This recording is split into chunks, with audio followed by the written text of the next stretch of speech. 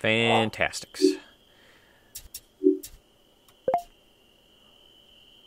Put that under there, yes. Beautiful. Beautiful, beautiful, beautiful. Alright, and then we will put you here, because this will be our doorway. It's a very awful. What is... I wonder why that is not lining up properly.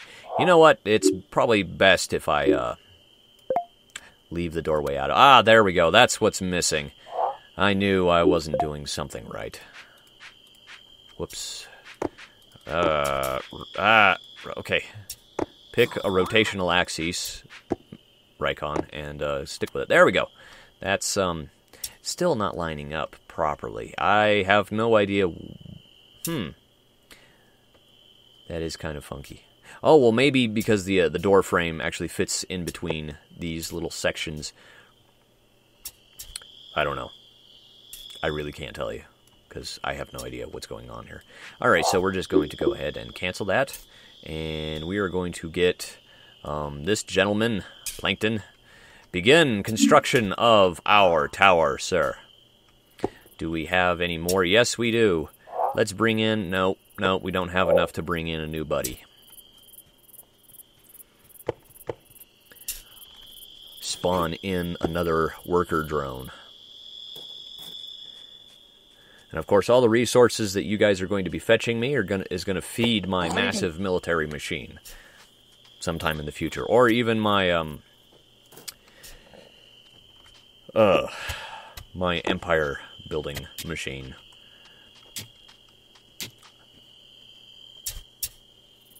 Exactly. And then speaking of the real-time strategy genre, another fantastic game that I loved to death was the Settlers series. Specifically, Settlers 1 and 2, when they were still sprite-based. Later, when they went over into the 3D... Well, no, it was still sprite-based up until the third one, I think. The third or the fourth. I can't quite remember. The one where they introduced Vikings and the Aztecs.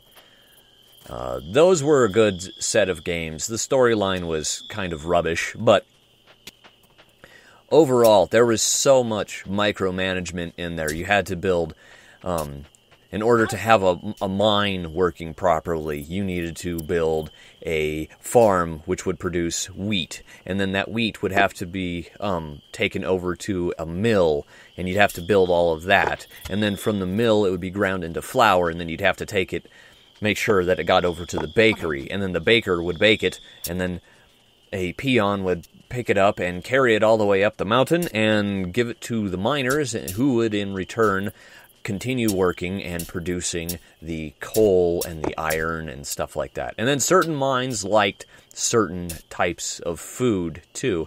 I think it was the gold mines, I believe, liked fish. So I would always stockpile fish at the early in games, and that way they could really start cranking out gold, and I would use that, and you can use that as currency. And oh look, we have some new... Do we have enough? Yes. Let's bring in another worker. Rogue. How are you doing, Monsieur Rogue? Good. We'll get 2 guys working on our Tower of Power. Just for giggles. Where is this thing going? Whoa. What? Is that supposed to happen? Oh, look at that. It's going right back to the crystal and bing? Yay? No? Okay. No, you're just kind of floating around doing your own thing, I guess. Hey, listen. The crystal needs power. Nope, still not enough. Alright, excellent. These guys are leveling a mountain.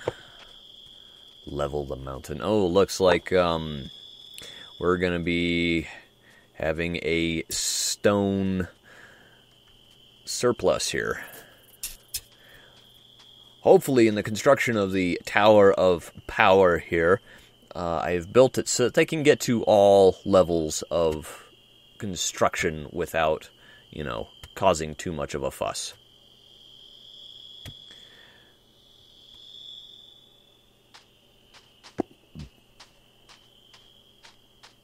These clouds look like a bunch of butts.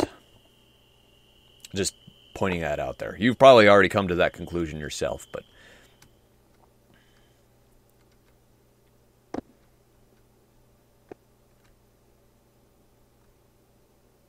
well, those are rather simple. It looks like someone took a bunch of marshmallows and melted them together. I do love me some marshmallow goodness. Ooh, is this... do I have to build a bridge to get over to this? Or yes, I do. That is... oh, look at all of that real estate. That is just calling for a skull fortress. But at a later date. Right now we will build the Tower of Power, and I'm having a...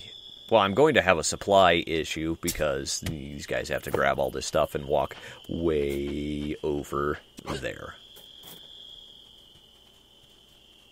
But no matter, as long as my guys can keep mining, and we can keep building more guys, and it will just perpetually fuel itself. It's like a non-stopping motion machine. I know there's a word for it.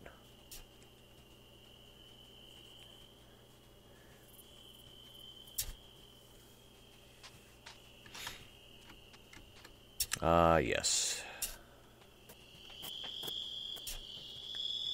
Come to think of it, they haven't created a new Settlers game in quite some time. I know the 10th Anniversary Edition came out a few years ago, and I was really excited for it, and I was going to buy it. But I lost interest, which is a real shame. I think I have the latest one in my wish list on Steam, but it's never on sale. I played the demo, it wasn't all that good, and it's just not worth the $30-some at this point. It's just kind of a... well, they took all the good parts about the originals, like all the micromanagement and stuff, and they tried to simplify it. And then they tried to focus more on combat, which wasn't the real point of the games before. Combat was just kind of added on, and it worked for what it was. You build soldiers to expand your territory because you needed them for the... to place in towers. And that's the way it was. Now they were trying to focus more on combat, which is kind of a letdown. I mean, they could have polished the combat so that you could build up your horde, so that you could attack the enemy city centers. But even in the original games, the way you could win was not militarily, but you could end up expanding your territory and confronting everyone and just bottlenecking them, essentially, to where they could not produce anything else. And then you would send in your military to take their towers, and that was how you would win the level.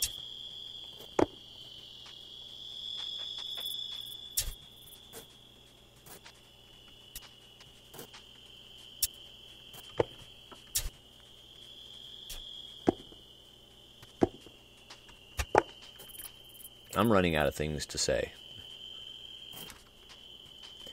I wonder how my Tower of Power is coming along up here.